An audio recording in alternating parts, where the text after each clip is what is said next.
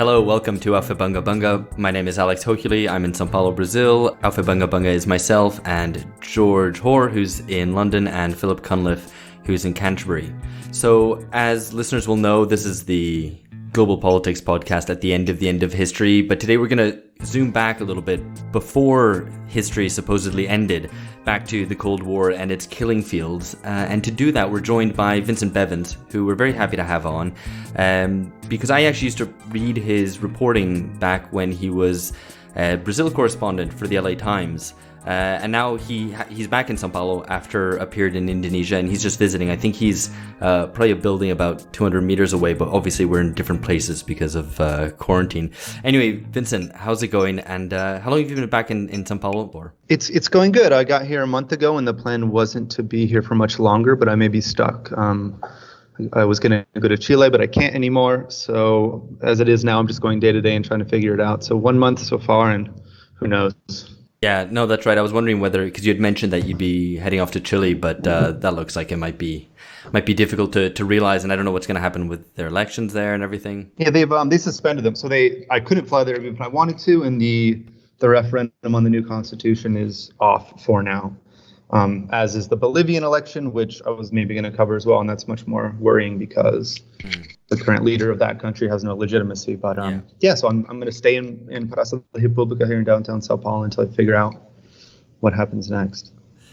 Excellent. And I should say that we're recording this on the 31st of March, which is a pretty inauspicious date in Brazilian politics because it was the eve of and the initiation of the 1964 coup, which we're going to be talking a lot more about over the course of this episode. But I should highlight that, lest you think this is ancient history in Brazil, Brazil's vice president, General Mourão, tweeted today praising the armed forces' intervention to stop, and I'm quoting, the disorder, subversion, and corruption that threatened institutions and frightened the public back in March of 1964. He went on to praise the quote-unquote, well, I'm adding ironic quotes here, the election of General Castelo Branco, Brazil's first military dictator in the mid-60s, for starting the reforms that developed Brazil. So again, lest you think this is ancient history, this is stuff, this sort of anti-communist hysteria is actually quite alive in Brazil today. And that's the subject of Vincent's book. And I just want to say a little bit before I actually get Vincent to talk about the book himself. So the book is titled The Jakarta Method, Washington's Anti-Communist Crusade and the Mass Murder Program That Shaped Our World. That it'll be out in May under Public Affairs, which is an imprint of Hachette. The subtitle there should give you a good idea of what the book is about. But I should probably highlight, actually, that it isn't narrowly about Indonesia or about Jakarta. The book, I felt it was a bit of like a journey, really. It really skillfully interweaves the various personal biographies, both of influential figures as well as the victims of massacres, and tracing their trajectories often across the world. I thought the book was quite affecting at some important moments. I mean, obviously it's a book about mass murder, so it will tend to do that, but it obviously, the elements of personal biography really bring home the effects that these anti-communist crusades had. It also kind of leaves you, at least left me, with the desire to exact a sort of bloody, humanity-redeeming revenge on the perpetrators of it. And hopefully it does to you too, if you find time to read it, listener, which I strongly encourage you to do. So I guess, first of all, we should do the usual interview questions about someone who's just written a book, which is what motivated you to write it initially. Well, although it might sort of seem that I've searched the world for the best way to make the United States look bad, it was sort of very much not like that. The first book I tried to write was about global fashion weeks, and no one wanted to buy that. And then I got sent to Southeast Asia to write for the Washington Post in 2017. So I moved from Brazil to Jakarta, and I was covering this 11-country region, and I came across this story, which I kind of knew about, which was the massacre of the Indonesian Communist Party. I had seen the film The Act of Killing, which a lot of people have seen, but I had no idea really what it was. And when I got further acquainted with just how big and bad it was and how deeply implicated the United States government was, and the extent to which it still shaped Indonesian society and the way that affected me most directly was that there was a conference just simply trying to discuss what happened, and I went there, and then right after I left, there was a sort of violent mob, and my roommate was trapped in there all night, and they were threatening to kill them just for discussing this event. So I came to the conclusion that this was a really big deal, a much bigger event for the Cold War than the Vietnam War was.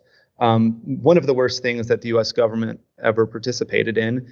And it was the kind of thing that nobody knew about. And I took this, to some people in the U.S. that could make it happen, and everyone agreed.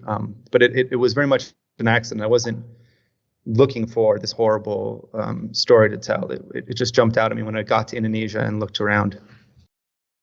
Yeah, and I think one thing I should ask as well about the book, as I mentioned in the introduction there, it interweaves all these personal biographies, and that, although I think the book would function as a story, as a history, without those add so much color and poignancy to the story that it makes the book even that much more worthwhile. How did you find your interviewees? How did you go about that? And was that always the intention, to feature that kind of personal color? I'm really gratified that you said that, because I wasn't sure that was going to work. I really had no idea if you could really take characters from a story that covers 3 or 4 decades from 12 different countries and sort of make it work narratively. And like you said, I could have easily just said, make a case, present the facts and say, well, this is what happened. This is how bad it was. This is our proof as to the role of the United States. And that would have taken me probably 20% of the time that this took, because I did really have to go around very carefully earning the trust of the victim communities. And this was, this is no small task, especially in Indonesia, where it's illegal to admit that you were involved in the anti-imperial struggle, even though 25 to 40% of the country was involved. If you say that now, you're shunned and can go to jail. And sorry, just to interrupt, Vincent. Could you just clarify what in anti-imperial struggle refers to in the context of that law? Right, exactly. So when the Suharto dictatorship took over in 1966, in the wake of this mass murder program, they passed a law which prohibited the defense of Marxism. And this can be interpreted very widely to include, wearing a T-shirt with Ho Chi Minh on it. And, there have been some backpackers from Vietnam who have gotten thrown in jail for this. But certainly saying that the military did what they did to tell the true story of their involvement in this mass killing is considered illegal. And as I recount in the book, about 25% of the country in Indonesia in 1965 was in the Communist Party or one of its affiliated organizations. So anybody that is above a certain age, there's a 1 in 4 chance that they will not be able to tell you the truth about their lives. So it took a lot of work to gain the trust of these victim organizations, and I did so in the city of Solo, especially. I started with a Jesuit priest in Jakarta who introduced me, and after months and months of getting my Indonesian skills up to par to do the interviews one-on-one, they started to trust me and believe that this was something that they should do. But if I had not done this, if I could have written the story in a very straight way without this, and I think it sort of would have worked, but I was hoping to try to get the reader to understand what it really felt like to be a leftist in the third world in the 50s or 60s, or at least to spend enough time with one to realize what these people thought they were fighting for and what it was that they were really killed for. And I think if you sort of draw a picture with lots of huge numbers on it and say we killed this many people, that's very shocking. But if you can get to know what these Indonesian leftists were doing and believe that they were building, it becomes a lot more affecting and a lot more horrible to find out that is precisely what they were killed for. Absolutely. And it makes it more evocative in the sense that it can't just be dismissed as the experience of leftists, but it shows what an all-embracing and universal experience it was and how much it dislocated personal trajectories as well as national trajectories. And that question of national trajectories is actually something we're going to come on to a little bit later on, because it's worth thinking through how Cold War violent anti-communism actually shaped different countries' trajectories, which we now take for granted. They've been kind of naturalized as we move further away from that history. But there were times in which that sense of a national trajectory, where we as a group of people might be heading, was really in play. And that was especially in play right after the Second World War, at the moment where these anti-colonial movements really start having successes, gaining their independence. So that's where I want to move to next. I think it might be worth for the listener who might not be familiar with Indonesia's history to kind of do a little potted history of Indonesia's first 2 decades at the end of the Second World War, to try to understand how it gained its independence and also its moves to lead the Third World, which were very important and often forgotten nowadays. So maybe, Vincent, if you could tell us a little bit about that, like Indonesia's trajectory after the Second World War. Absolutely, and I find that to a very large extent, a shocking extent for a country that is this populous and important, people don't really know anything about Indonesia, and I think this is sort of a byproduct of the fact that what the Western powers did there was so horrible that it's best just not to talk about. But this is a hugely important country now, and it was especially important in the 40s and 50s. So Indonesia, as it exists now, is the former Dutch colonies in Asia, and that is what brought them together. Basically until the Japanese invasion in 1941. And when the Japanese invaded in 1941, they found that there were already nascent anti-colonial movements that had gotten back quite far in the 20th century. So the first communist party in Asia is the Indonesian Communist Party. They were founded before the Chinese Communist Party. In many ways, the Chinese were instructed by the Comintern to try to copy the Indonesian Communist Party, because the Indonesian Communist Party had always been a party that believed in working with the bourgeoisie in sort of a mass united front against imperialism. And this was the case at almost every single point in the Indonesian Communist Party. It turned out in China that didn't work, and they took an entirely different path. And and those two strands would intersect again later. But when the Japanese got there, there was Sukarno, who was the leader of a anti-colonial movement which was explicitly nationalist, Marxist, and Islamic. This was considered a natural, organic, and obvious thing for everybody to get behind, and everybody basically did when the Japanese were kicked out in 1945. So the Dutch tried to reconquer the country, as many first world imperial powers did in Asia. So from 1945 to 1949, the Dutch reinvaded with some success, but by 1949, Sukarno was the leader of a anti-imperial, left-leaning new country that spanned over 10,000 islands, and that was trying to sort of forge a nation out of these anti-imperial values. So Indonesia, in its bones, even to this day, has anti-imperialism as a national ideology. Even Suharto couldn't really get around that. He had to pretend that Suharto being the dictator that took over in 1946. Sukarno, as the sort of national, as the prophet of Indonesian identity, really built anti-imperialism into the deep DNA of the country. And by 1955, Sukarno put on the Conference at Bandung, which was the first movement to bring the world's colored peoples, this is the term that they used at the time, together, all of the countries of Asia and Africa, to build a new global anti-imperialist alliance. And this was a huge moment for Sukarno as leader, leaders from South Asia, all over Africa, and this definitely got the attention of the United States. And just after that began a series of U.S. attempts to stop him and to stop the rise of the left in Indonesia.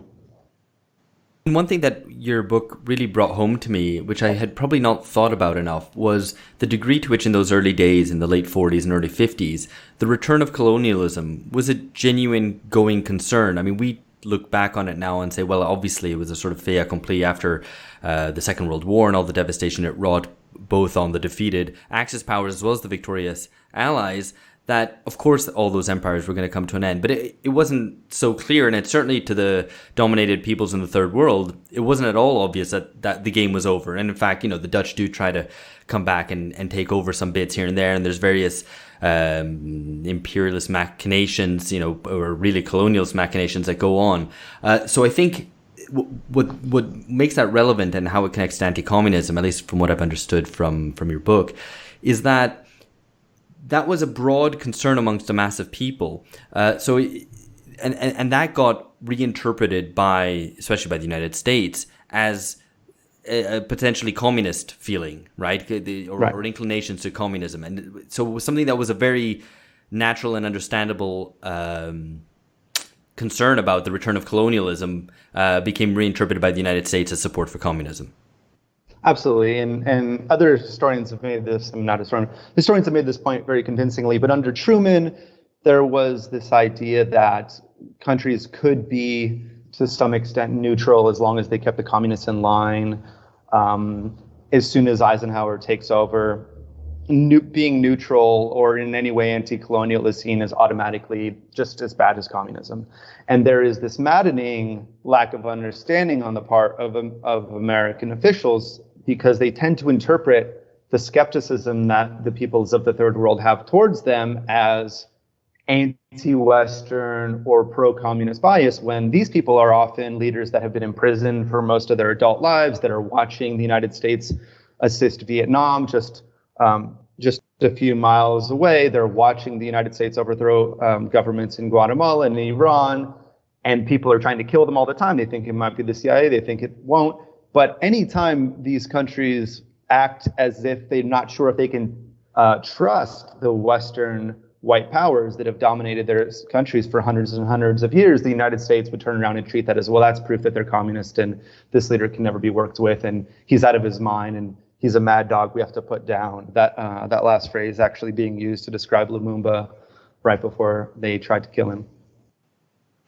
So just, I guess to kind of bring it to the main event almost of the book, but I mean, just maybe paint us a picture of what Indonesia was like in 1965 to kind of bring, I guess, some of these points about the third world and kind of anti-colonialism to life a bit. Because, I mean, I didn't realize that at that point it was home to the largest communist party outside the Soviet Union and China.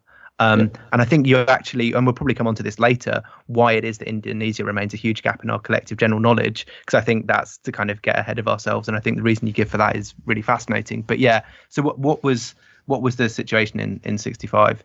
I think it's good to start in 55, because in 55 you had a parliamentary democracy under Sukarno with the Communist Party, again, back in their historical role of supporting the bourgeoisie. They were a very orthodox party in that sense. They believed you had to build capitalism before you could ever try to get to socialism.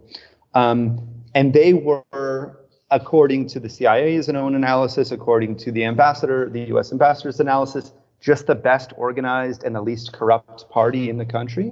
And this very much worried officials in the United States, as did the Bandung Conference, which was an explicitly anti-imperialist alliance of all the world's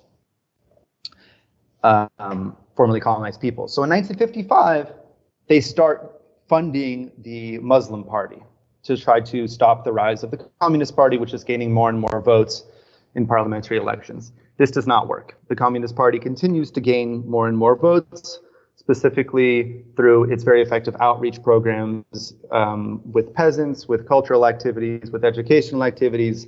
They're just kind of doing what a party's supposed to do. And this is not my words, this is the words of the US government. So in 58, what you have is that the CIA tries to replicate the success that they had in Guatemala in 53 and Iran in 54. And they try very explicitly and obviously to break up the country and overthrow Sukarno. And they start launching planes from Singapore to bomb the country. And there's some incredible moments that I came across where the ambassador to the United States doesn't know that the CIA is doing this. But the Indonesian government certainly does. But the Indonesian government, because of their extreme the extreme imbalance of power between the two countries, had to sort of pretend that they didn't know either out of politeness, not really accuse the United States of doing this.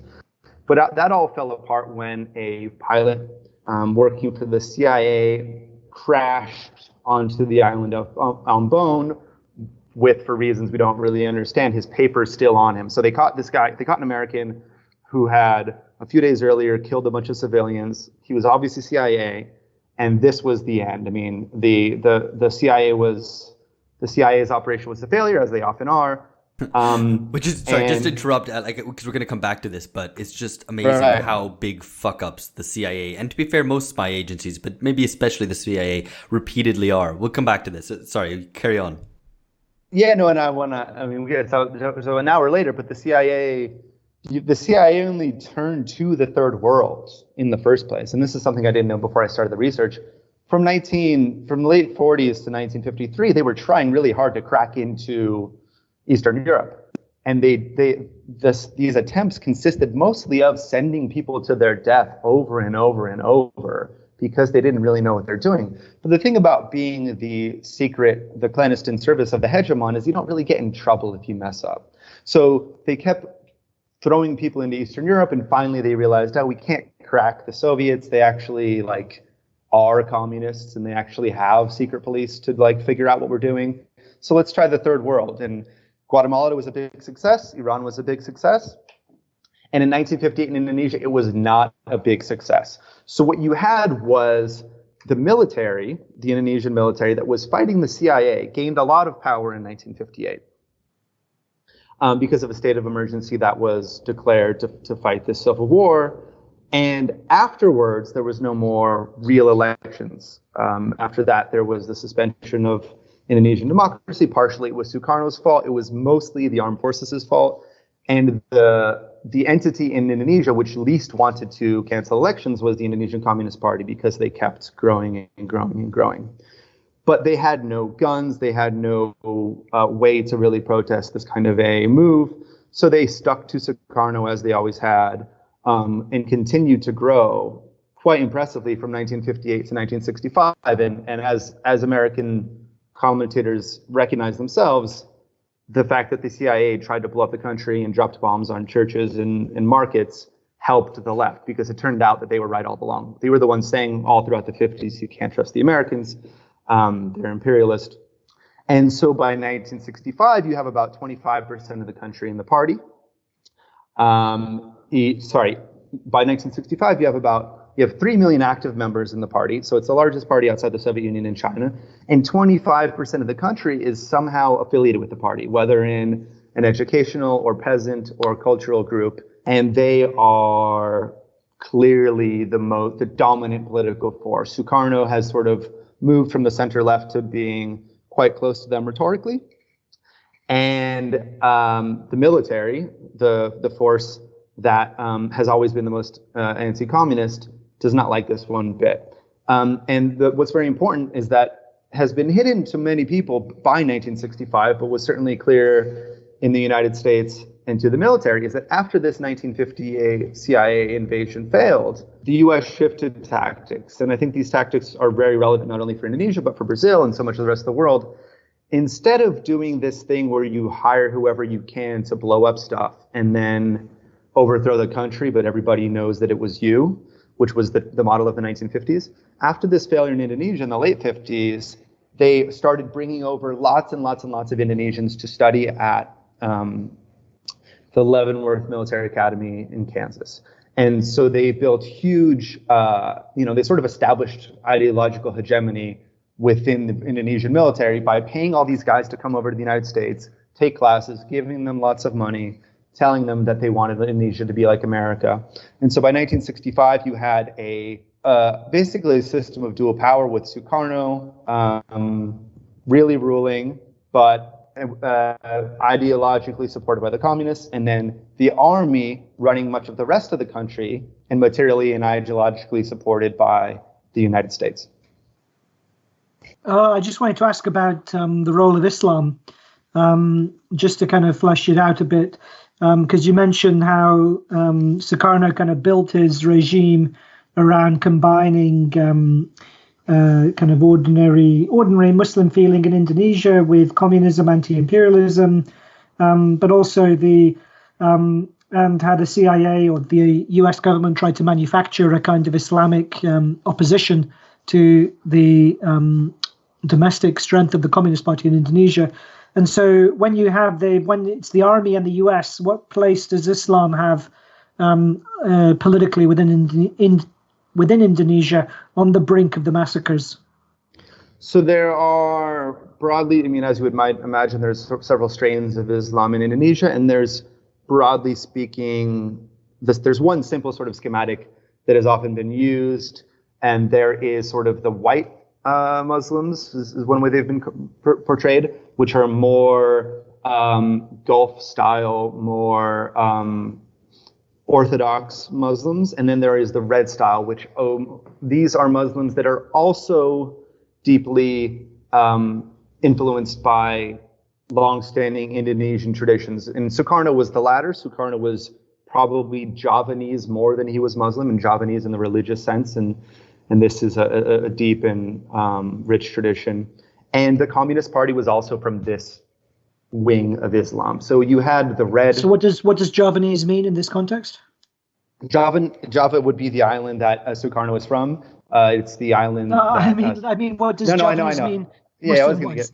Yeah. So Sukarno is from Java, as are the majority of Indonesians, but there is a Javanese religious tradition that sits underneath the surface level Islam of many Javanese Muslims, and it is a sort of a rich, syncretistic, animistic set of beliefs that you will find when you scratch a lot of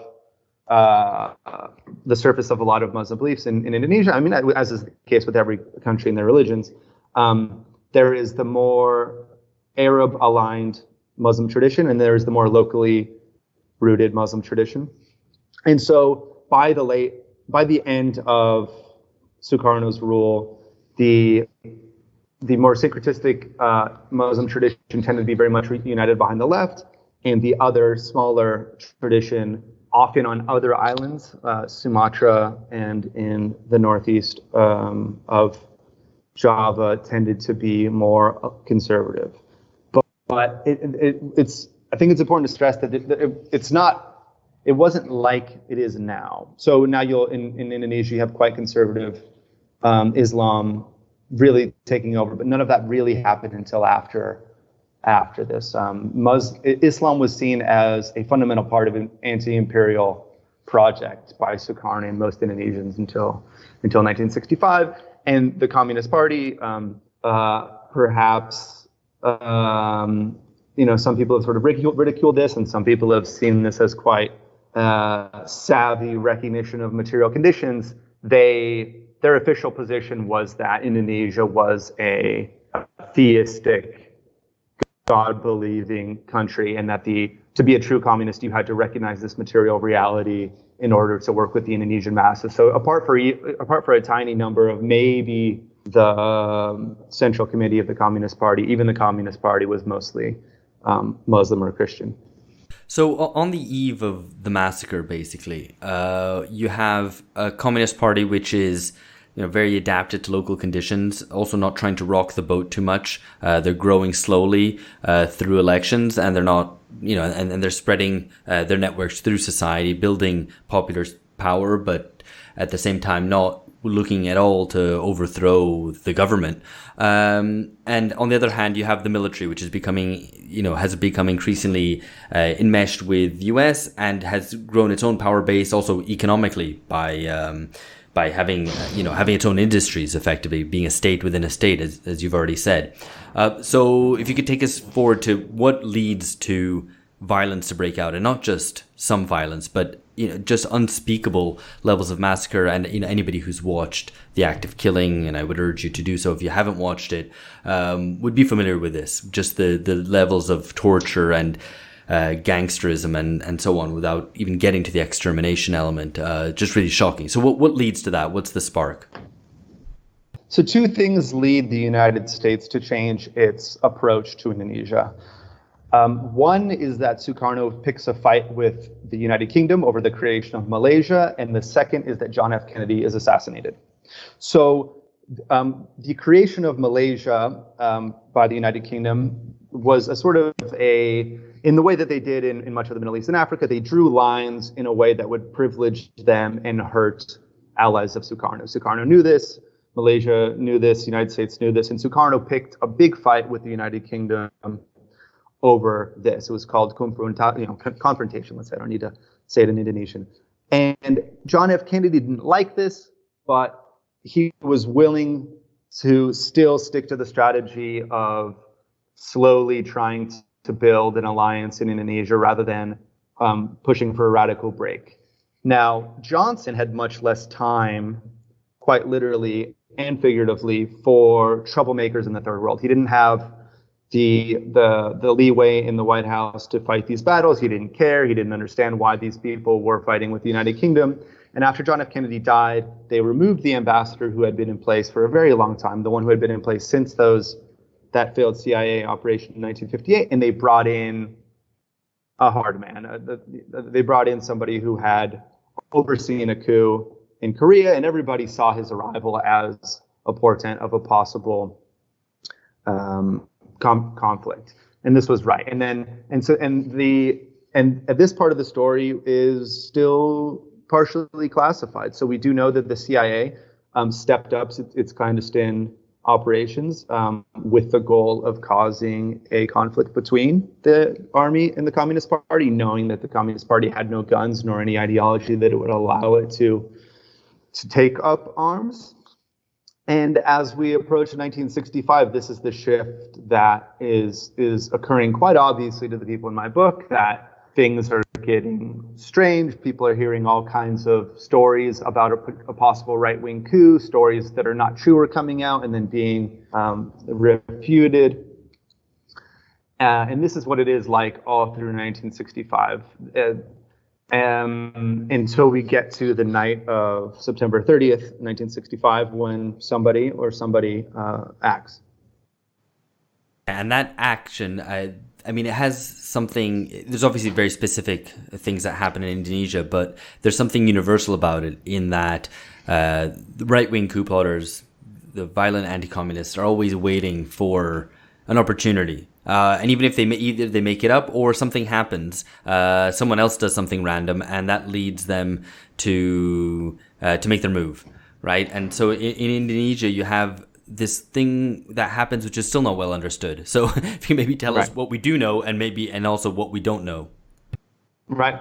So what we do know for sure is that for years and years, the privileged outcome among U.S. policymakers, the thing that they wanted to happen, that they were actively trying to happen, was a conflict between the right and the left, which would allow the right to justify smashing the left to taking power. They believed that the right way that this could happen, the best way that this could happen, would be a failed, quote-unquote, communist coup or an abortive, quote-unquote, communist coup.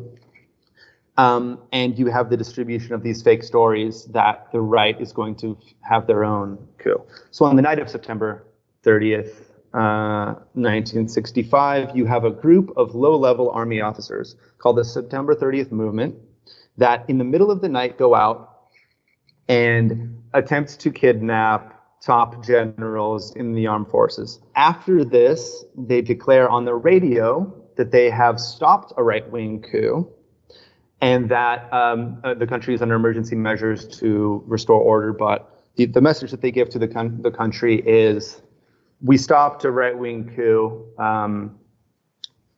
We defended the revolution. We still do not know to this day who organized this motion, what their real goals were, or if they really had ever planned to kill the generals, because it turned out they had killed 6 of them. Their bodies were found in a well. Within 12 hours of this first radio announcement, Suharto has taken control of the armed forces, taken control of the entire country, shut down all media except for army-controlled media, and spread a perfectly conceived, one could not imagine a better conceived propaganda story about communist evil, and he uses that as justification for the mass killings. So we don't know if he was involved in planning this operation. I think it's possible he might have known about it and let it happen. Another possibility is that these low-level army officers thought that they were starting a right-wing coup because these rumors had been spread, and they took action, and then that was used to put into place a plan that had existed for a long time. That is all in dispute, and it's been in dispute for 50 years, and until the CIA and the Indonesian military tell us what we don't know, we're not going to know. But we do know that right away, Suharto seizes power, puts out this almost perfect narrative about unique communist evil, which is that communist women from the Indonesian Women's Organization had, in the middle of the night, performed a depraved, satanic, and sexual dance, which culminated in them cutting off the genitals of these heroic, patriotic generals, murdering them, and then throwing them in the ditch. And right away, this was used to justify the immediate activation of this state within a state, which we've already mentioned, to around the country tell regular citizens that you need to help us crush the communists or you will be crushed, and also to begin arresting en masse the left in all of its forms. And what ensues then, obviously, is this horrific massacre of what ends up being something like 1 million people, people put in concentration camps, tortured, and so on. Don't want to dwell too much on that. I think what would be interesting, because obviously we can't discuss everything that's in the book, and we can't discuss every case of US-backed coups and Cold War anti-communist violence perpetrated by local agents as well as the US, and so on. What would be good is if we can talk a little bit briefly about Brazil, what happens in Brazil around the same period, as a way of depicting what you call the Jakarta Method and how Jakarta comes to be known. It becomes a byword for US-led coups. Yeah, and I think it's really interesting that the Brazilian coup that happened in 1964, just 1 year before, the story that was told here to justify that coup was remarkably similar in some ways to the ones that was used in Indonesia. And this went back to Brazil's very deep anti-communist tradition back to the 1930s. There was this myth about a communist uprising stabbing soldiers in the middle of the night while they were sleeping. And this was ultimately crushed and used by Getulio Vargas to institute a dictatorship. So what you have in 1964 and 65 is two of the largest countries in the developing world going from a sort of neutral left position in the Cold War to deep in the right-wing camp. And over the next few years of the Brazilian dictatorship, the dictatorship radicalizes and starts to torture and kill its own population. And then it also engages in sort of sub-imperialism in South America. It backs a coup in Bolivia. It stops the left from taking power in Uruguay. And then it is very deeply involved in preparing the ground for the coup in Chile in 1973. In the run-up to the latter, in 1972 and 1973, in both countries, you have the use of the word Jakarta to signify the mass murder of the left. So in Brazil, you have Operação Jakarta, which is a still unconfirmed officially name that the Brazilian military had for a mass murder program to wipe out the left here. And in 1972, on the streets of Santiago, Chile, while Allende was still in power, you had a terror campaign, which consisted of graffiti and postcards being sent to left-wing members of government with the words either Jakarta is coming or Jakarta is getting closer, or just Jakarta. And the very clear message was, we're going to kill you like they killed them in Jakarta.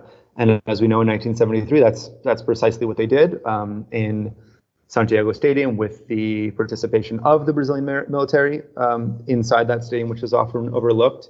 And Jakarta remained a signifier for this in Latin America for quite some time, being used in the context of Argentina and Central America. People would refer to the Jakarta Plan as a way to effectively get rid of the left government or left movements in the country. And the sense on the global anti-communist right was that this worked. You could get away with it. The United States wasn't going to stop you. They would usually help you. And then if you had taken out everybody that could rise up against you, you could rule pretty safely. And I think that they were right. And I think to a very large extent, we live in the world created by that strategy, especially those of us that spend time in the developing world or live in Brazil or Southeast Asia. We live in a world where the regimes that took power in exactly those ways, the infrastructure, the society that they created is still very much the one we live in today. I mean, the Brazil of 2020 is very much a 1964 Brazil, not the Brazil that Jango wanted to build before he was overthrown. And I think much of the world lives in the kind of violent crony capitalism that springs up from this very specific method. So I think it's quite striking in the book how you kind of tell the story from both sides, almost from the kind of the point of view of the Americans, then also the anti-communist forces all across the world. And I think the violence, which isn't the main topic of the book, it's just quite striking when you actually put it all together on a map, as you do right at the end of the book. And it's potentially 1 million people in Indonesia dead, and then 200,000 in Guatemala, and the figures are astonishing. But I think what really comes through is that basically it works. It's an incredible success for America, and it's such a success that because no US soldiers died. I mean, it also has that element of being a really effective intimidation technique. Even that word Jakarta in a number of different languages comes to connote the very real threat against communists and communist sympathizers. So I think it's the long-term impact of this kind of event, and then it's essentially what the Americans and anti-communist forces learned from it. Really, it's striking how this plays a role in forming the world that we live in today. Now, and just to add something onto George's thing, it's not just communists and communist sympathizers, but any kind of dissent from active participation in the US-led half of the world. So, any kind of vaguely left-leaning project, I mean, any kind of liberal even trying to undertake land reform already was denounced as being incipiently communist, right? So, not just at the level of the governments or parties of formal politics, but anybody vaguely associated with that, whether it's just your random humble trade unionist or someone involved in a cultural organization, as Vincent has already described in Indonesia, comes under the purview of comes under the purview of potential victim of violent anti-communism. People can be communists without thinking that they're communists. Exactly. That's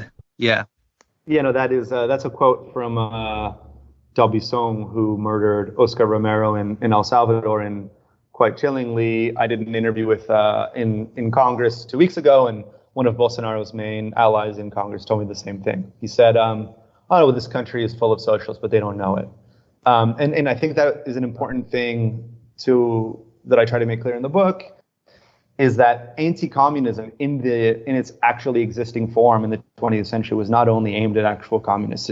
It was the kind of ideology which justified the murder of anybody, or at least it justified lumping in huge parts of the left with communists, because anybody that a communist might support was just as bad, and anybody that took one step left, inevitably you're going to fall into this abyss of the gulag. And this is very much what powers Bolsonaro today, and I think to a large extent it's present in the United States and all of Latin America.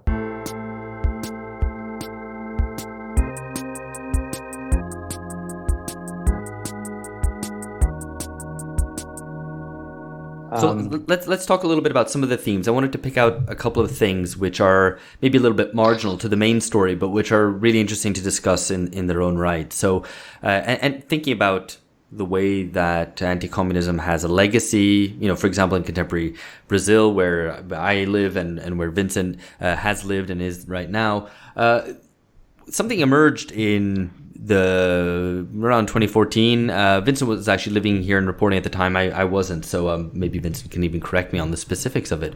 But it's something called anti-petismo, anti-Workers' Party sentiment, which became so fanatical and hysterical and hallucinatory that it saw anything remotely associated with the left as corrupt. And so obviously corruption became the weapon of the day for the right. It was also in 1964, but anti-communists have made use of various other techniques and approaches to target and tar the left and anyone to the left of whatever they're proposing. So one aspect of this, one very specific aspect, is sexual anxiety and fear of castration. So this might seem a little bit odd, but this comes through in the book because, Vincent, you highlighted how on that 30th of September, kidnapping and murder of those leading army generals in Indonesia would precipitated the massacres. That was, the real propaganda coup which the right used then was this idea that there were communists, specifically women, specifically feminists, who would come in to your house at night and castrate you, and you, a strong man, a military officer, could be killed in the night. And this plays on the minds, presumably. The idea of the sort of propaganda effect would be that men around the country would fear that they too could be castrated by these loose, devilish women. And it's amazing how much sexual anxiety comes through. And in fact, Stanley Kubrick depicted this pretty well in Dr. Strangelove, with the fears about communists infecting our precious bodily fluids. And that film came out well before both Brazilian and Indonesian coups. So it seems to be something that runs through anti-communist fantasies. Well, this is speculation, but I wouldn't be surprised if Hollywood screenwriters were involved in the creation of that myth. Right. The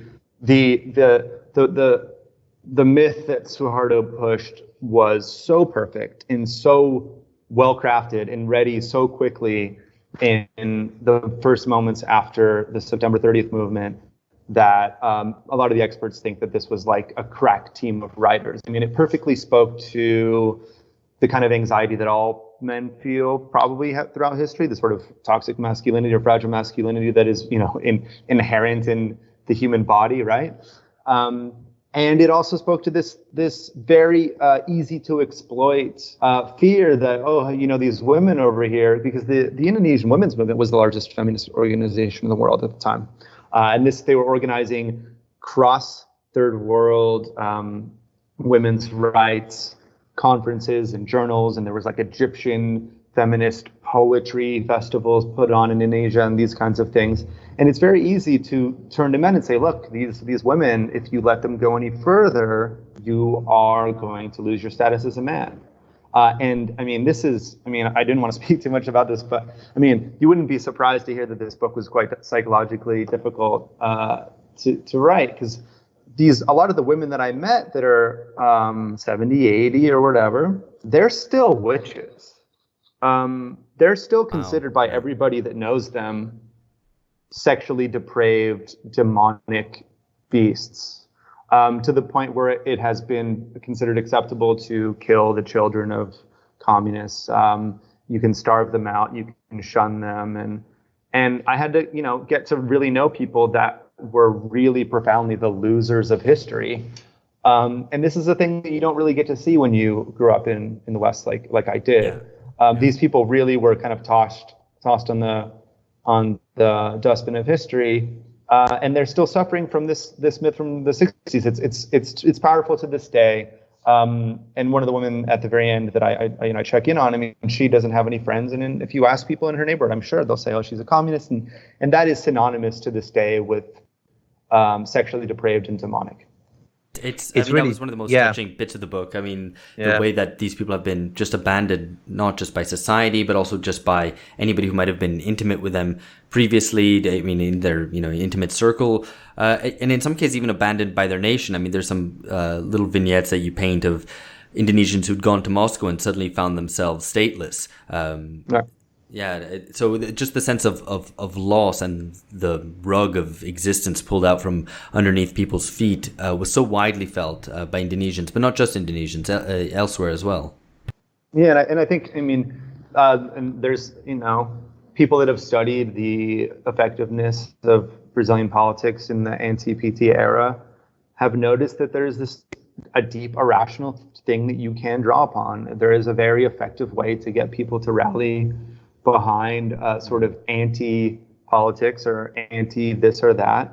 And if you tell people that the order is being upset in a way which is going to threaten you personally, it's very easy to get people to rally around, because otherwise, why would Dilma you? Or Bolsonaro. Yeah, why would the ordinary person on the street care about communists?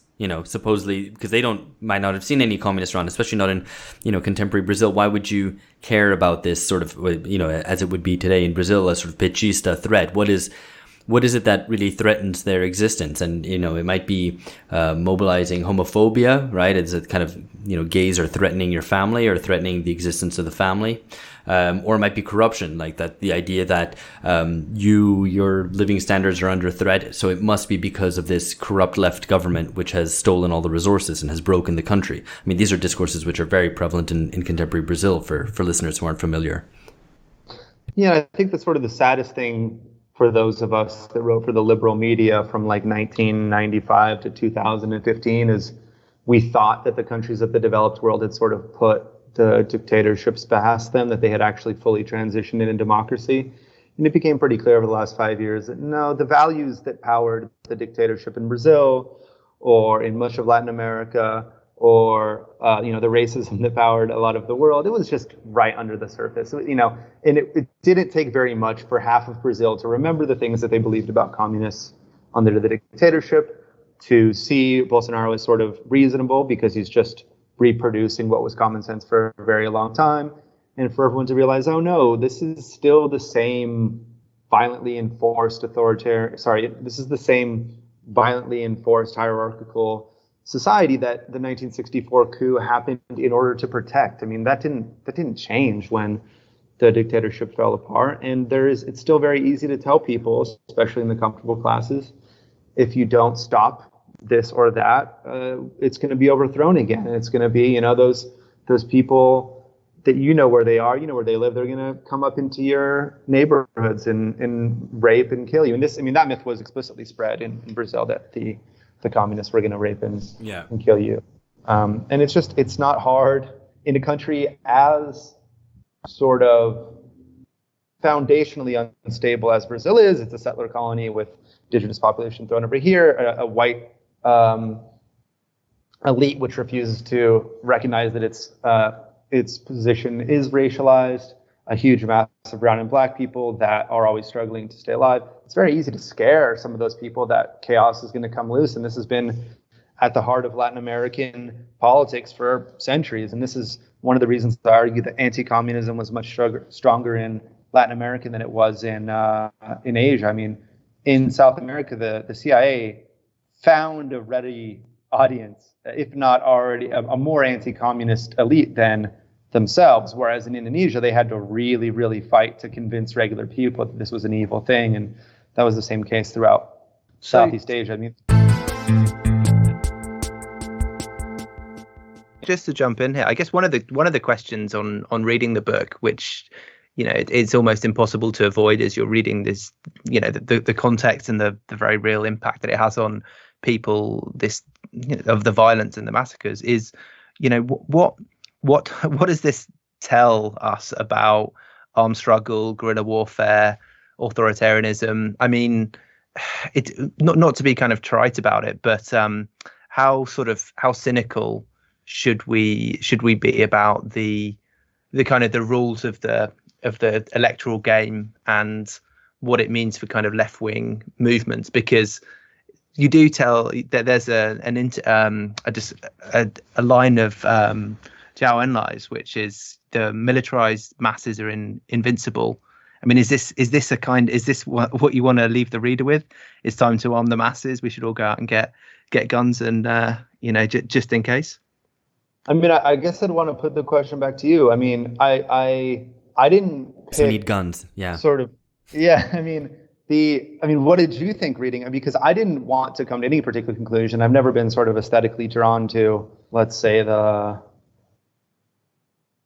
most uncompromisingly authoritarian parts of the left. But I don't know. Do you think that the events of this book point in that direction? I don't know if they do. Did you think so? Well, I mean, it's just you sort of see the numbers and you see the devastation, not just of the organized left and the more moderates who get annihilated, who get exterminated. And of course, it's not that helpful to think in kind of a counterfactual way. If they'd all been armed, it would have been very different. You could have had a civil war, and then there could have been the same sort of outcome. But I think it does make you realize that anti-communism isn't just an ideological position. It is the last kind of redoubt of defense of property, because that was what was on the line, and that's what class struggle looks like. If you've got people willing to defend property, they're going to use violent means to do so. Yeah, and I want to say that doesn't really answer the question. So no, sorry, I ducked it. No, I don't have the evasive, answer. evasive, George. Guns or not?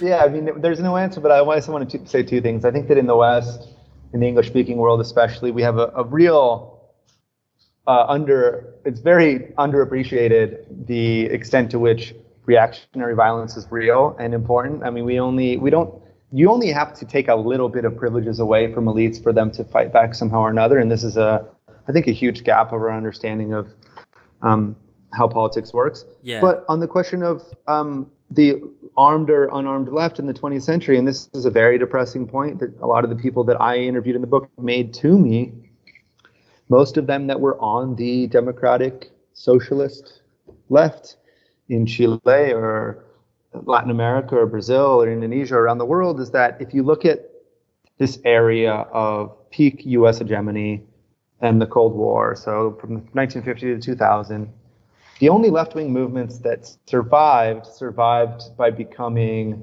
authoritarian, strictly disciplined, perhaps dictatorial, and militant. All the ones that believed most deeply and maybe naively in the quote-unquote rules-based international liberal order were all killed. So in Chile, you had this debate going back and forth between the MIR and the Communist Party. The Chilean Communist Party did not want armed revolution. They wanted to take things slowly. They wanted to do things within the bounds of democratic politics, and the MIR, inspired by Fidel, is like, that's never going to work. The bourgeoisie is going to kill it. The bourgeoisie will kill you with the United States' backing. And look what happened in Indonesia. And this was an explicit thing that a lot of leftist movements and right-wing movements drew lessons from in the late 60s and early 70s. I mean, we forgot about it totally now, but this was a huge deal for the left. And in Chile, they said... So are you, as a conclusion, then maybe that you don't say in the book, but perhaps, I mean, to put it to you now, whether you're willing to draw it out, whether the kind of the exterminatory violence of the Indonesian right also infects the left. It makes the left more authoritarian, more inclined to military force, the use of military force, and more inclined towards violence. Would that be the conclusion, kind of just as a historical conclusion? Yeah, as a historical affirmation, that's just factually true. So Pol Pot drew lessons from 1965. He decided, based on what he saw in Indonesia, that he would never be allow any kind of possibility to that he would not be the most armed man in the room. Who knows? I mean, he was never the leader of a good or reasonable movement in the first place. But if you listen to him talk about why he took this turn in the late 60s, he said that it was because in 1965, the leader of the Philippine Communist Party, who I interviewed for this book, told me the same thing. He said that the reason that he chose the armed struggle in the Philippines, and this guerrilla movement is still, by the way, controlling parts of the country. I went out there and did a story on it for the Washington Post. He told me that he learned based on Indonesia that he could not survive within nonviolent democratic conditions. And the Cultural Revolution launched in China just after the Indonesian violence used the Indonesian massacre as a huge part of its thematics. I mean, this was something that was talked about all the time in the Cultural Revolution, not only because the Suharto government was turning against China and its supporters were attacking the Chinese embassy, but because Mao himself had told the Indonesian communists right before 1965, you can't trust the right. I think they're going to act. The Chinese foreign minister at the time, Xu Enlai, I'm hoping, was trying to convince Sukarno that he had to create a people's militia to counterbalance the rest of the armed forces in the country. So in a very dark sense, it not only proved Mao right on this very cynical and violent position that he had taken, but then allowed him to push the Cultural Revolution, or we don't know, there's no historical evidence either way, convinced him that the Cultural Revolution was necessary. Because if you look at what the Cultural Revolution was, the whole narrative was about a left-wing movement being infiltrated by hidden bourgeois elements that you had to get rid of. And the 1965 massacre in Indonesia, you couldn't make up a more perfect justification for what Mao did in the Cultural Revolution. So, I mean, to answer your question, I think, you can, as a historical question, you can see left-wing movements around the world get more authoritarian and more defensively violent right after 1965. And if you listen to them, they say it's because they don't want to be killed like the Indonesians were killed. And I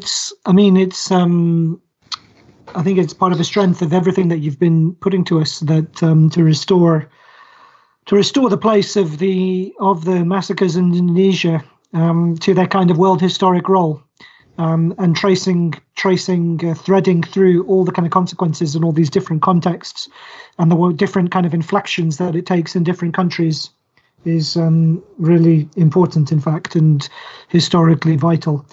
The next thing I wanted to kind of just to pick you up on is how, and again, I guess it goes to the question of the world historic place of Suharto's massacres, is how far what happens in Indonesia is the defeat of a universalist model of third world nationalism, or third world universalism, and the substitution of Suharto's model of nationalism for Sukarno's signals a transformation in third world politics in general, away from the more emancipatory universalist ideas of anti-imperialism, anti-colonialism, to a more particularist and culturally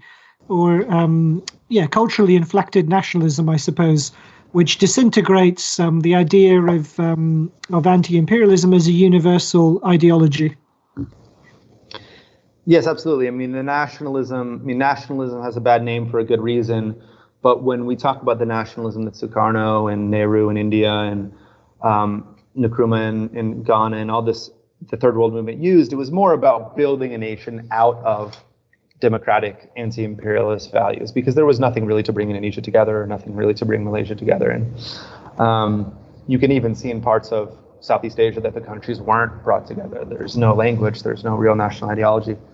And then, of course, with the deletion of the left in the mid-'60s, all of this changes. I mean, Suharto still, in a very hollow sense, insists on nationalism, and you get the rise of leaders, and I think this is something we're all pretty familiar with now, that sort of use a sort of twisted and empty anti-imperialism to justify whatever they want to do, if it involves some other foreign power.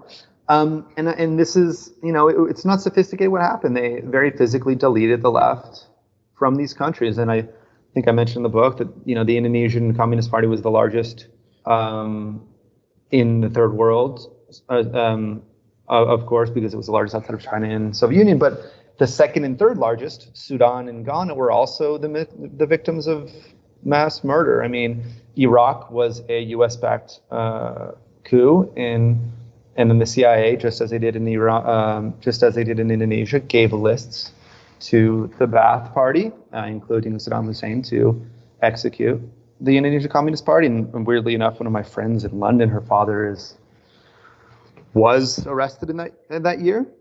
And you get an entire, you get a real twisting of what nationalism meant in the third world, and you get a real the third world movement, the third world dream is entirely ripped apart. And as we know, the third world went from being something that was considered emancipatory and inspiring and world historically powerful to like a cheap dig at all the countries that aren't white. So I want to move forward to another of the kind of consequences of violent anti-communism. So we've done the sort of the effects on the left and the dilemmas that it put to the left in terms of whether you should become armed, and also the sort of more defensive authoritarianism and paranoia which developed in left-wing parties and movements. We've also dealt with the effects on third world nationalism and how violent anti-communism, in getting rid of a lot of left nationalists, drove a lot of developing countries to have recourse to more cultural forms of identification. And you could compare, for example, Nehru's India to Modi's contemporary India as maybe one of the most stark examples. And the third effect, which I think would be worth discussing, because you hint at it towards the end of the book, Vincent, is a question of development. So it also, all these effects in putting in place authoritarian crony capitalism, it also put countries on a specific path of development, or I might argue kind of non-development as it happened. And you do ask a question, which is maybe, did the third world miss the boat in terms of being able to catch up to the West? Notably, the only countries which have managed to catch up to the West, as well as Japan, which caught up earlier, were Taiwan and South Korea and Singapore, which all had very specific conditions in terms of being very closely tied to the US, and were allowed to do catch-up development. And more recently, China, which maybe you could argue was the real winner of the Cold War. But other than that, no one else has managed to catch up. I think the economist Ha-Joon Chang, the South Korean economist, points out that South Korea and Ghana had the same standard of living, the same level of income in 1950. And of course, look at the gulf between them now. So I guess one of the takeaways is also violent anti-communism put the kibosh on the possibility of real third world development and catch up. Right, and I think the question is, and it's not just radical leftists that are asking this question, but mainstream historians and economists increasingly ask this question: did decolonization really happen? So in 1940, it certainly started. In 1945, it certainly started to happen formally. You got countries actually ruling themselves for the first time. But it turned out that in the early 50s and into the 60s, when that sovereignty was insisted upon in a sort of robust economic sense, you had the same kind of pushback from the imperial core that you might have had under the period of formal colonization. So I think, and I don't want to take this position myself because I don't know, but I think in 200 years you might look back and say, oh yeah, well, the era of the European domination of the rest of the world did not end in 1945, but it shifted tactics a bit. And one of the main tactics that was used to maintain the economic relationship between the first and third world, which is, broadly speaking, this holds to this day, of the third world exporting raw materials and capital accumulating in the first world, that was maintained through a series of interventions led by the United States, often using its sincere anti-communism as a justification. That's not, and that's like, that is quite a depressing way to look at it, and it flies in the face of sort of the way that we have to pretend the world is as we do liberal journalism day to day. It's, and in my career, I know this, there's real cognitive dissonance sort of waiting in these historical realities and the counterfactuals, and then having to sort of treat day-to-day life the way that mainstream corporate journalism demands that you do. But as if the backwardness of many countries around the world is, it's their fault. Backwardness is problematic. But it's policy choices, and maybe they're lazy and exactly. Well, this is the really interesting thing about Brazil is like, there's, when I was reporting on Dilma's government, most of my time was spent reporting on the very real mistakes that she was making and the problems with that government. But like, name me a social democratic movement in the third world that's ever succeeded, and so is it the case that they all just make mistakes at a much higher rate than everybody else? Or is it that the game is set up that you have to be perfect to move forward and nobody's perfect? Or you have to be very, very big, actually, and China's the only other case, which, it's the only exception. And obviously China is a very China. Much, well, and I think a very important point, if you want to use use the events of my book as the lens through which you view world history, and I don't think you should always do that. But if you are doing so, China very, very much so did not have an anti-communist regime put in place at the barrel of a gun, right? And they very much, whether or not you consider the current Chinese regime capitalist, communist state, whatever it is, it clearly was not what everybody else got, right? It was not this. It wasn't what Brazil got. It wasn't what Indonesia got. It wasn't what everybody else that was pulled into the Western camp got. Somehow or another, they did do their own thing. And who knows if it was because of their size or it was because they somehow or whenever had this bit of autonomy to organize their own project. So actually, this, I think you mentioned cognitive dissonance just a bit earlier, and I mean the role of America in all of this. You start on this note in the book about how, you know, maybe this particular the CIA in particular, the role in these massacres, in these atrocities, in this kind of deliberate and very concerted anti-communist struggle, this isn't an anti-colonial struggle. This isn't the idea of America that's transmitted in American schools or maybe in other schools as well. Do you think that this narrative has something to say about, or has an impact on, the idea of America? I mean, every book which has America in is about the idea of America to a certain extent. But right. Yeah, did you come away feeling national shame or some other emotion towards America?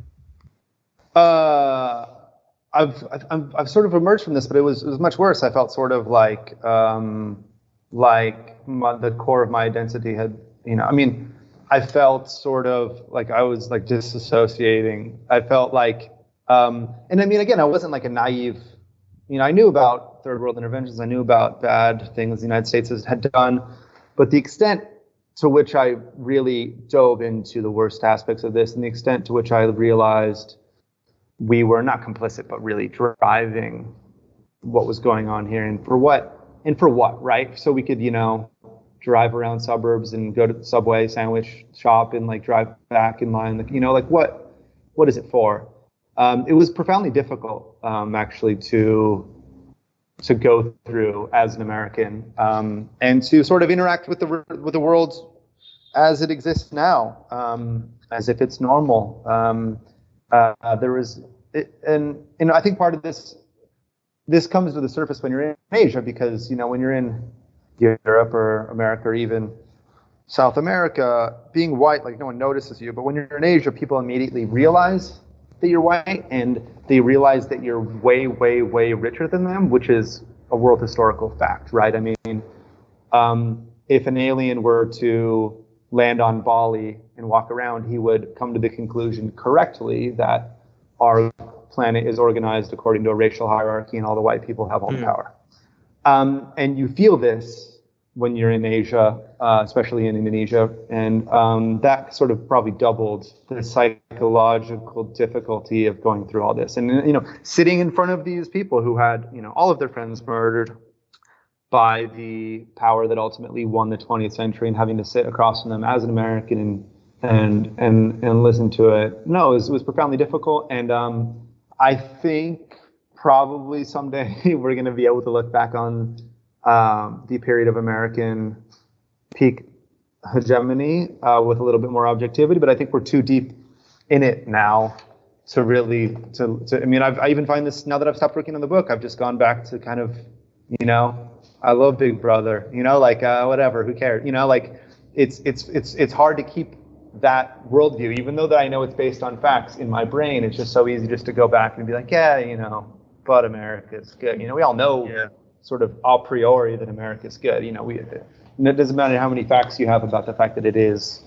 an explicitly militaristic settler colony from day one. I guess it's just that contradiction between the anti-colonial like origins of America and then what in the 20th century America did to destroy anti-colonial struggles.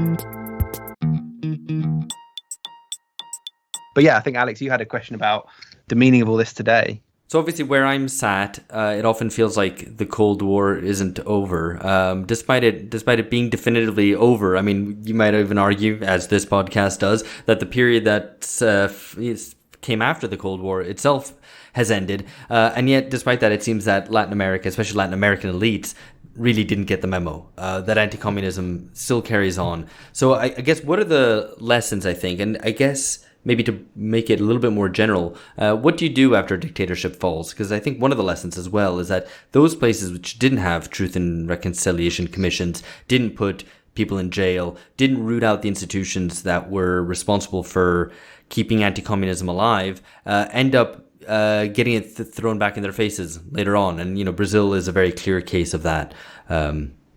So, I mean, is that a lesson that you would take from it? Is that a lesson that your book kind of tells? Well, I think I want to answer that question. The question is, can any of the three of you think of any states that were formed in neoliberal world historical time that like worked out? Like from 1980 to now, has any new government kind of taken form where the system in place was fully democratic? New state or new government? Yeah, new states. I mean, either the fall of the dictatorships in Latin America. Did any of them like really truly transition to democracy? I mean, what I think of is Eastern Europe, South America, the fall of the dictatorship, the Cold War dictatorships, they all kind of transitioned to either the same kind of crony capitalism, or maybe in the case of the post-communist world, a worse kind of crony capitalism. And I just don't know. And I mean, this is a point that a liberal historian and international relations expert made to me recently. His name is Matias Spector. He's active down here in Brazil. A lot of the dictatorships that ended didn't end in a concrete way, right? The kind of liberal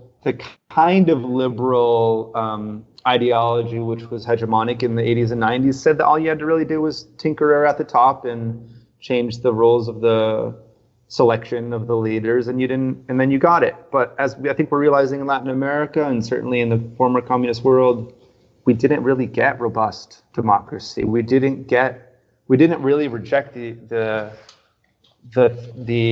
things that 1964 in Brazil and 1973 in Chile actually happened in order to put in place. So that's my sort of pessimistic take. That's not a lesson, is it? That's just a but it's right. Like we were discussing this on a recent episode about what happened to Eastern Europe and how a lot of, in fact, many post-communist countries kind of given up on even the emaciated liberal democracy that the US was proposing. Right. Which we see, you know, all over the place now. And I mean, the one conclusion, and I think often when you're thinking about world history through a very European lens, you think, well, you know, there was at least a kind of sort of a golden age, relatively speaking, which ran from the post-World War period, the Trente Glorieuses or whatever, that, you know, and that was really held in place because of the threat of communism. The threat of communism made actual, you know, democratic politics, at least kind of capitalist democratic politics, function reasonably well. And that's now gone, and the consequences, and that's maybe one of the reasons why you don't really have any particularly successful democracy anywhere, that's certainly in terms of a regime that's been founded from the 1980s onwards. Yeah, I think that's an important point, and I think that you don't have to be a radical leftist to see the value of having a left in existence. And I think even Fukuyama now does, you know. Yeah. I mean, like in the best part of European history, you know, the Communist Party in Italy and France, they didn't like run the whole thing, but the fact that they were there to correct any mistakes or to act as a counterweight to anything that the right did probably made things better. And then if you look at the third world, the complete deletion of the left in the events that I describe here in this book ended up with what you have in South America, right? I mean, I think that, and then, you know, and this is also, that mainstream historians make the same point, that the possibility, even distant, that the Soviet Union could act as a competing vision made Western European social democracy more robust. Again, I mean, that's not I don't know what lessons that gives us for the future, but I agree with your historical point. Absolutely. It's perhaps a little bit of a grim place to finish. I guess the only thing we've decided is that we definitely need to take up arms. Right? That's what you. But anyway, well, I think we'll leave it here. We can put some links to some gun stores in the show notes. Left Socialist Rifle Association. In Brazil, you're going to want to get them illegally. In the U.S., it should be quite easy. In Brazil, you're going to want to go to, if you're in Sao Paulo, you're going to want to go to the PCC and see if they can help you out. Yeah, that's yeah, that's a 3D big shot. printer and print 3D print yourself a rifle. Yeah. All right. Well, all these sorts of thoughts have been provoked by your book, so I think you can conclude it's an excellent book. That's definitely my conclusion. For listeners, once again, it's The Jakarta Method, Washington's Anti-Communist Crusade and the Mass Murder Program That Shaped Our World. Would strongly urge you to pick up a copy when it comes out in May. And thanks again to Vincent for joining us. This has been fun and quite thought-provoking. Yeah, thanks so much for having me. Thanks for reading it carefully. It's really gratifying to hear that it actually exists in someone else's mind other than mine after years of just years in the dirt of the most horrible things that have ever happened. So hopefully if it can sort of force some rethinking of something in a factually based way, then it'll be somehow worthwhile. Absolutely. Very much does that. Cheers, Vincent. Thank you.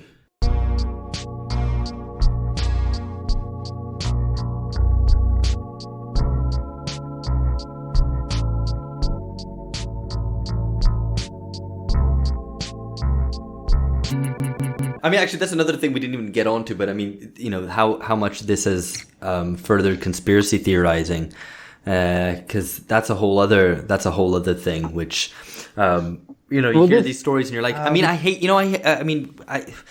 sure we both know people in Brazil even who are quite big on the, conspiratorial angle, both, especially to the 2016 coup here and whatnot. And it's like, yeah, I mean, you kind of want to. I'm instinctively resistant to those sorts of explanations. But then when you go back through the history and are reminded about these things, you're like, but they're such fucking cunts. I mean, it might be, maybe it is. Maybe it is all a big conspiracy. Man, it's infuriating because on the one hand, I have a way higher tolerance for whatever the extreme left or the tanky left or whatever, whenever they accuse there of being a conspiracy, because I'm based on my sort of pretty intimate knowledge of what happened in the 40s, 50s, and 60s and 70s, I'm yeah, maybe that's not weirder than what we've really done. Yeah. And the people that were correctly guessing what happened in the 50s and 60s and 70s didn't they sounded weirder than you sound. Yeah. But on the other hand, I know that when all these things came out in 75 with the Church Committee, that sort of led everyone in the United States to go mad, because everyone started thinking, well, if all of these things could be happening, if the CIA is literally kidnapping poor black men in downtown alleyways and taking them up into hotel rooms and giving them LSD to try to control their brains, anything could happen. And so in the one sense, the conspiracy theories are credible, and on the other hand, they're ridiculous and the fault of the CIA itself. And I think you can't have. It's probably I don't have to include this, but one thing maybe I hope it does sort of force is a rethinking of is this the best possible hegemon we could get, really, right? I mean, because the narrative in mainstream liberal discourse, and this is the Fukuyama's, the received wisdom about what he wrote anyways, is that, well, this is as good as it gets. It's is a hegemon that is constantly engaged in the kind of clandestine activities that make you go crazy if you find out about them, is that the best of all possible worlds? Is it worth thinking about whether humanity can improve upon that? And I think that might come to the fore with coronavirus. I mean, yeah. China and U.S. are really going head to head, and China's accusing the U.S. of maybe bringing it over there. And even that, I'm well, did they? I don't know. I'll find out in 25 years or in 75, depending on how the CIA classifies it. So I guess history will vindicate all the Russiagate people as well. Yeah, they're all right. Yeah, all that shit they believed furiously for 18 months and then never talked about again. Yeah. It's going to turn out in 25 years that, it was definitely food. CIA sponsored. I was actually just drafting a thing about which touches on kind of Russiagate and the whole hysteria that's occupied liberal establishments for the past, 4 or 5 years. And it seems to have gone away suddenly. And it's like, oh, well, I don't know if I can still write that article or if it's going to be, it's going to be something entirely. No, of course. I mean, well, we talked a bit about the power of the Cold War in Brazil, but like, what did the U.S. liberal media do when like this guy that was like ontologically incapable of being the president became the president? Yeah, like they went straight to fucking evil Russians. They went straight to Rocky, whatever Rocky that was. It was like they're like our like lizard brain just kicked in the most like instinctive big bad enemy we could supply, and that's what we went with. Like the New York Times. I mean, like I know a lot of Russians in Moscow. I was going to become a Russian correspondent. I went there in early 2017, and these guys were like really depressed, the real Moscow correspondents, because they were like, this is my life's work. I worked my whole life to be able to be in a position to say what's really going on, but these people back in Washington are like demanding that I follow this entirely bullshit narrative. It was like the top of liberal media just to blame the Russians because Rachel Maddow against somebody's like connections in Moscow and their understanding of Russian politics, and it was. It's a good point, man. It's a really good point about the hangover of the Cold War. And even to a lesser extent here, I mean, we had some of the Russiagate stuff here as well with links to Brexit. And it's true, there is a kind of the kind of automatic reaching for the old Cold War enemy is really striking. I mean, it's such a it is a cliche, but the first is tragedy, then as farce really applies here. I mean, the Cold War anti-communism was a fucking tragedy, and now you just have this completely farcical reenactment of it. Yeah. I mean, like, and again, we're supposed to be rational, but like, they couldn't just look right in front of them and think, well, maybe Trump was elected because the 300-year history of racism as the dominant political force in the United States might have just come back after 10 years of being dormant. No, it has to be a third-rate power across the world that reminds me of my nightmares growing up. Yeah, because the U.S. has to be an innocent power and actually still likes to think of itself in some ways as a bit of an underdog. I think that's still ingrained. So it has to take some third-rate power and build them up to be the big baddie, because otherwise the conception of a U.S. is incredibly powerful and much more so than any other power. I think that is a reality they can't quite cope with. And I think, I mean, this is my suspicion, and I'm kind of saying this off the top of my head, but the reason that the Russiagate stuff hasn't affected the real hardcore neocons and certainly didn't affect the kind of the Trumpites that much is just because I think they have just a greater degree of cynicism about power and about the world. Whereas, the Democrats, I think, most bought into the Russiagate stuff precisely because they buy into the ideological bullshit to a much greater degree. Well, I mean, the Democratic Party is basically IDPOL for good white people, right? So like, you're not trying to get them to change society. You're not trying to get them to change society in any way that you're not trying to use them to restructure daily life in any real way. What you want to do is to feel like you're a good person because you voted for the good party. And the actual voters of the Democratic Party tend to be now like the real, high intensity MSNBC voters are like middle class white people that need to feel that they're good. And if you're American and you click that button every 4 years, you feel good. I mean, I'm from LA. Like it's people that like do one like juice cleanse a year and like try not to eat that much meat. Think that they're really sort of the revolutionary subject of history. Like, we're the underdog. I mean, that's built into every American believes that they're the underdog. You can't get around that. And as long as you do this and you do that and you press this button, you're definitely a good person. And that was what Trump really violated in a very visceral way, is that he's like a dick and he's like clearly doesn't do the things that are supposed to make you a good liberal subject. And that's why getting rid of him trumps everything else. Material that the Democratic Party might have to offer, even though they stopped offering anything like in the 70s. No, absolutely. Right. I think these guys have to go. Yeah, I think so it's do I. past George and Phil's bedtime. Yeah, I gotta go too.